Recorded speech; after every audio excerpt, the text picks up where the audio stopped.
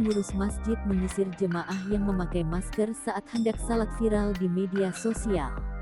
Rekaman video viral itu terjadi di Masjid Al-Amanah Harapan Indah Medan Satria, Kota Bekasi, Jawa Barat, Selasa, tanggal 27 April tahun 2021 siang. Pria bermasker yang tengah duduk di masjid diusir sejumlah orang diduga pengurus masjid tersebut. Diduga pengurus masjid bersama orang lainnya berpakaian kuning dan hitam meminta pria itu melepaskan maskernya saat berada di masjid tersebut.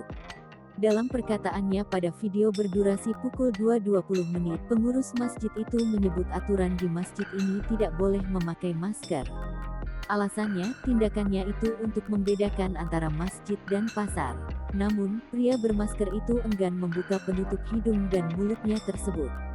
Pria bermasker itu menjawab bahwa masjid ini tempat umum dan memakai masker sebagai upaya mencegah penyebaran virus corona.